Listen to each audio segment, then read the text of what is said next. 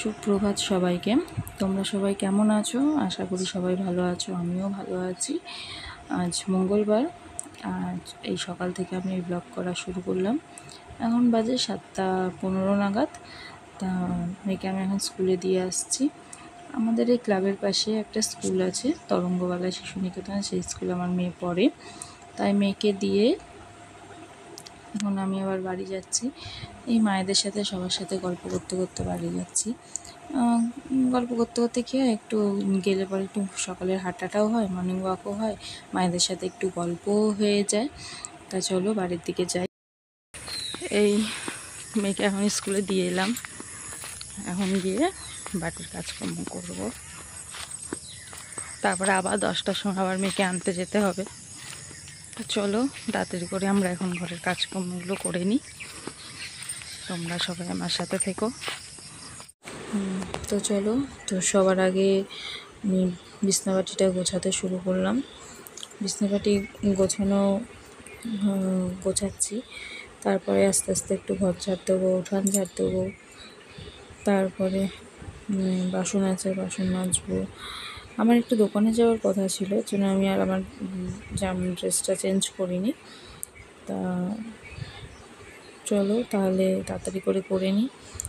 যে দেখো, আমার এখন বিছানাটা গোছানো হয়ে গেছে, ঘরটা ঝাড় দেওয়া হয়ে গেছে, আমার উঠান ঝাড় দেওয়া হয়ে গেছে। এখন এই বাসনগুলো মেজে নিচ্ছি ঝটপট। মেজে নেওয়ার পরে একটু চা করবো। শাশুড়ি গেছে মাছ আনতে, তা সেই ফাঁকে আমি আমার এই ঘরের কাজকর্মগুলো তাড়াতাড়ি করে নিয়েছি। চা বানানো হয়ে গেছে। আমি চায়ের সাথে সাথে 1 গ্লাস করে প্রতিদিন একটু গরম জল করি, একটু লেবু দিয়ে প্রতিদিন সকালে খাই খালি পেটে। তার 10 মিনিট পরে আমি আবার চা খেয়ে নিই। যে এখন মাছ ভাজা হচ্ছে, শাশুড়ি মাছ নিয়ে এসছে, সিলভার কাপ মাছ, আর শঙ্কর মাছও এনেছিল।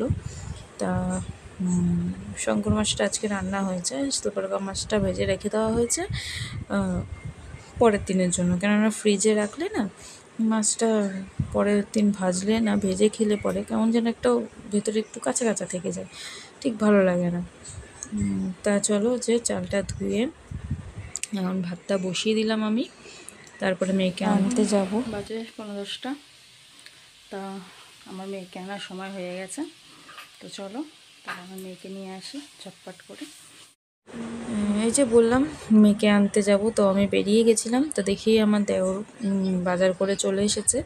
তা আমি বললাম যে তাহলে থাক, তাহলে তুমি আমার মেয়ে মনাকে নিয়ে আসো, আমি তাহলে বাজার নিয়ে বাড়ি যাই। এই যে এখানে পটল, ভেন্ডি, আলু, আদা, একটু ধনেপাতা, উচ্ছে, বেগুন নিয়ে এসেছে, সঙ্গে কিছু মুদিখানা সদাই। এই যে আমার মেয়ে চলে এসেছে, খুব খুশি সে। মানে ওকে যদি রোজ এরম গাড়ি করে নিয়ে আসা হয়, মানে এত আনন্দ পায় সে বলার মতো না, ধারণার বাইরে। যে সকালের খাবার গরম গরম ভাত আর কুমড়ো পাতার বাটা। তোমরা একটু কমেন্ট করে বলো তো কারা কারা এই কুমড়ো বাটা খাও।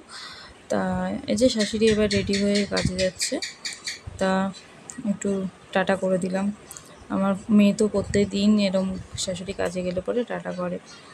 তা চলো, সমস্ত কাজকর্ম সেরে ঘর দুয়ার মুছে স্নান টান করে পুজো টুজো দিয়ে রেডি হয়ে গেলাম। দুপুরে খাওয়া দাওয়া হয়ে গেছে, রেস্ট করলাম। তারপরে এই যে সন্ধ্যাবেলা এখন আমার মেয়েকে ডাকছি, ঘুম থেকে উঠছে না। অনেক করে ডাকার পরে তারপরে সে ঘুম থেকে ওঠে। একবার যদিও দুপুরবেলা ঘুমায়, ও আর সন্ধ্যাবেলা তো উঠতেই চায় না। কত করে ডাকা হয় তবু সে উঠতে চায় না। কত রকমভাবে ভুলিয়ে ভালিয়ে ঘুম থেকে তোলা হয়। যে দেখো, একবার ডাকছি সে আবার শুয়ে পড়ছে, ডাকছি আবার শুয়ে, মানে মোট কথা ওর ঘুম ভাঙতেই চায় না। এদিকে রাতের বেলা আবার দিকে ঘুমাতে চায় না। এই হচ্ছে, খুব জ্বালাতন করে। যে তারপরে মেয়েকে একটু খাওয়া দাওয়া করে একটু টিফিন করিয়ে এই যে একটু পড়াতে বসলাম। লিখছে, তারপর পড়ানো কমপ্লিট হয়ে গেলে তারপরে একটু রান্না করতে যাব। রাতের বেলা একটু ভাবছি একটু লুচি বানাবো। আমার মেয়ে ও 2 দিন অন্তর অন্তর বলে, মা লুচি খাবো। সে লুচি খেতে খুব ভালোবাসে। তা লুচি খাবো, তাই মেয়েকে পড়িয়ে তারপর যাব একটু লুচি বানাতে। লুচির সঙ্গে একটু তরকারি হবে। তো চলো, আমার ভিডিওটি আমি এখানেই শেষ করছি। আমার ভিডিওটি ভালো লাগলে তোমরা সবাই লাইক, কমেন্ট, শেয়ার অবশ্যই করো। আর আমার চ্যানেলটিকে সাবস্ক্রাইব করে দিও।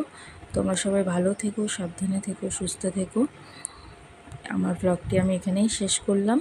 শুভরাত্রি।